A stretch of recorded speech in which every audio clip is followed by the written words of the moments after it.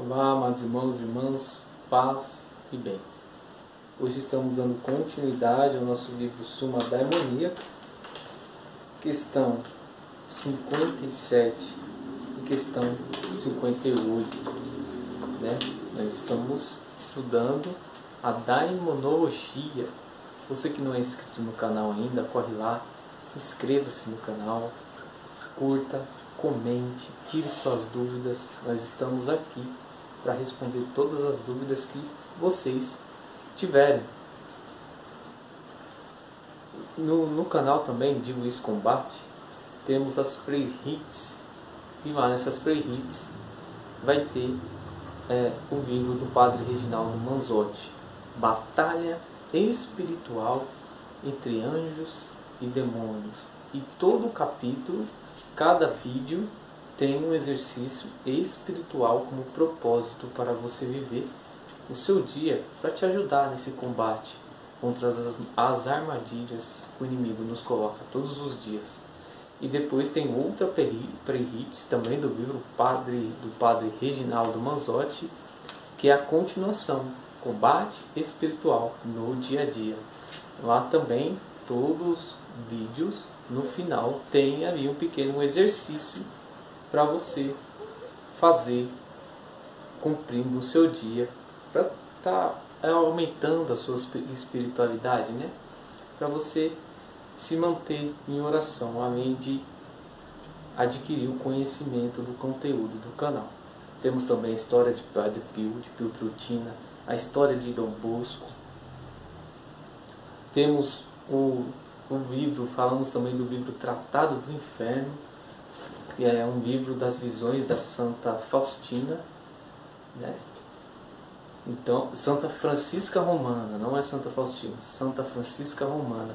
Então é um canal que contém muitos conteúdos que não é falado na igreja, mas de extrema importância para o meu e o seu crescimento. Então, vamos dar início ao nosso quarto capítulo, parte 2. É parte 2, vamos ver aqui. Quarto capítulo, parte 2. Iniciamos então em nome do Pai, do Filho e do Espírito Santo. Amém. Vamos pedir a intercessão de São Miguel Arcanjo sobre a nossa vida, sobre o nosso dia, sobre o nosso trabalho, sobre a nossa família, para o São Miguel Arcanjo, que vai à frente com os seus anjos, destruindo todas as armadilhas que o inimigo coloca nas nossas vidas, todas as pedras de tropeço. São Miguel Arcanjo, defendendo-nos do combate, seja o nosso refúgio contra as maldades e as ciladas do demônio.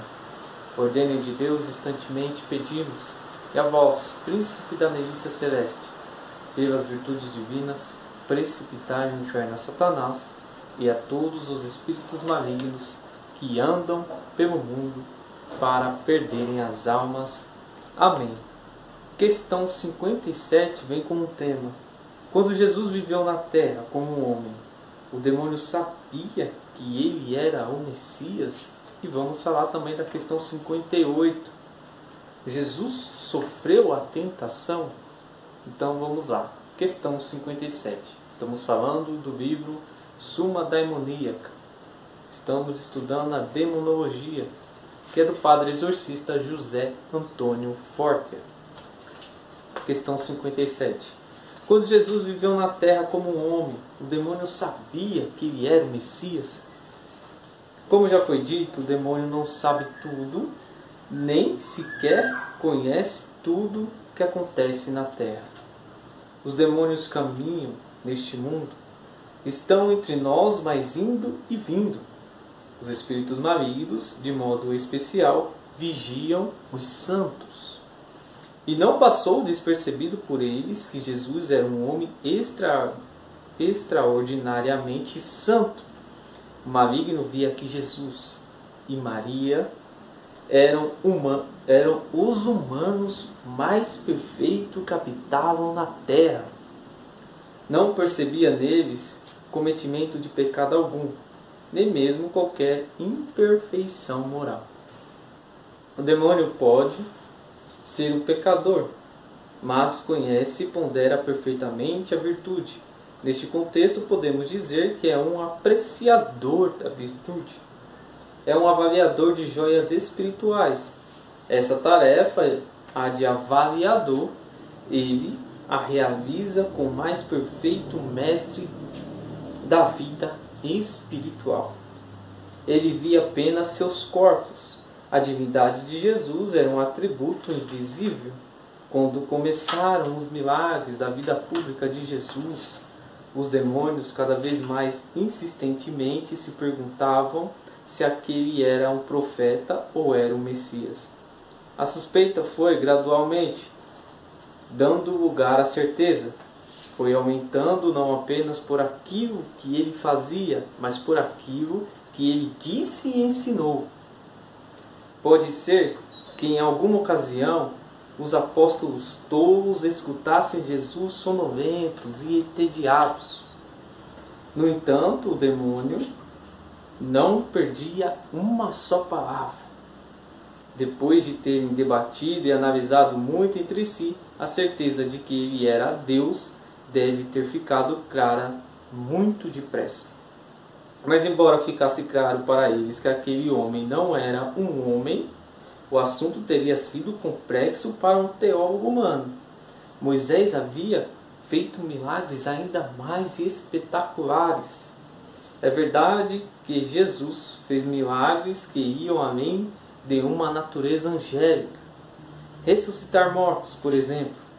Mas contra isso se podia argumentar que no fundo não era ele, Jesus, que os fazia, e sim seu Pai, Deus.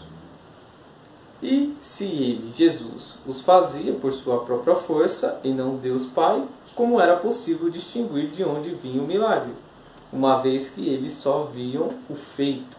A questão não era simples, mas como bons conhecedores que são, aqueles ligados à teologia, logo compreenderam que aquele homem era Deus encarnado. E assim lhe manifestaram as possessões, quando, por exemplo, eles disseram: você veio nos atormentar antes do tempo. Ao disserem isso, demonstraram saber que ele era Deus, o próprio Deus que no final dos tempos, no juízo final, os condenaria. Questão 58. Jesus sofreu a tentação? Jesus era impecável. Como autêntico homem que ele era, nada o impedia de pecar. Ele estava livre para pecar. Bastava apenas um ato de sua vontade.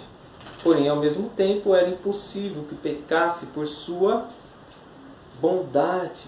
No entanto, o fato de Jesus ter sido impecável não significa que não tenha sofrido a tentação. Sofreu como homem, padeceu os dardos da tentação e com força teve que resistir a ela.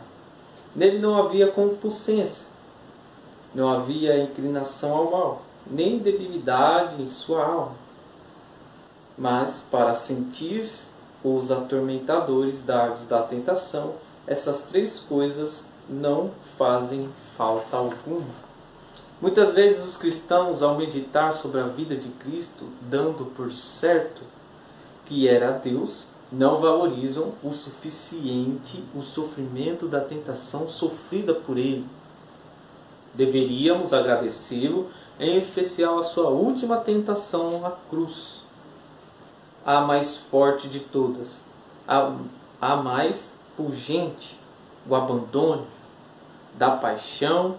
Valorizamos os seus sofrimentos físicos, mas não damos conta de que seus sofrimentos espirituais foram muito mais dolorosos do que os externos. A paixão interna foi muito pior que a externa. A paixão espiritual foi muito pior do que a corporal. Ali diante da cruz estava o inferno inteiro. Todos os demônios estavam lá em torno da cruz, contemplando com prazer o seu triunfo. Deus crucificado. Esse era o maior de seus sonhos. Seus desejos mais afeiçoados se tornavam realidade. O que eles não poderiam imaginar nesse momento de vingança e ódio era que a maior derrota foi sua maior vitória. A maior derrota neste mundo era a maior vitória do reino dos céus. A redenção estava consumada. E depois a ressurreição foi logo que os deixou sem palavras. Sua vitória demoníaca não tinha servido para nada. E ele regressava ao céu mais sublime com todos os tesouros do amor obtidos em sua paixão. A derrota foi como uma gratificação que dava uma completa reviravolta. E eles, os demônios, haviam sido os instrumentos nessa vitória de amor.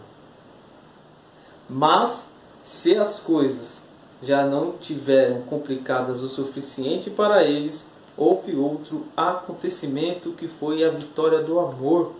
E de repente tomaram consciência de que Deus Pai não havia perdoado a paixão nem o seu próprio Filho. Esse feito teria consequências terríveis. Se Deus Pai, pela reparação dos pecados da humanidade, não havia perdoado nem ao justo, então os demônios poderiam esquecer de ser perdoados no final dos tempos.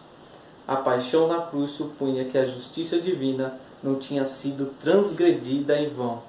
Naquele exato momento, todos os demônios ficaram completamente conscientes de que sua condenação não teria indulto algum por séculos e séculos. Por isso, da alegria de contemplar a cruz, por sua vitória maligna, eles passaram a entender que recordariam para sempre da justiça divina. E assim, acima de tudo, os demônios odeiam a imagem da cruz mais do que a imagem da Virgem Maria ou qualquer outra imagem santa ou uma representação de um mistério sagrado. A memória do que eles contemplaram como testemunhas há 2000 anos é uma recordação que gostariam de apagar de suas mentes, mas não podem. Vendo qualquer cruz, recordam da sua derrota e recordam que ali perderam a esperança de qualquer anistia.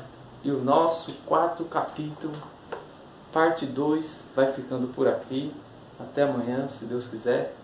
Deus abençoe a vida de todos vocês. Espero que vocês tenham esclarecidos a dúvida desse capítulo de hoje. Paz e bem, Deus abençoe a todos vocês.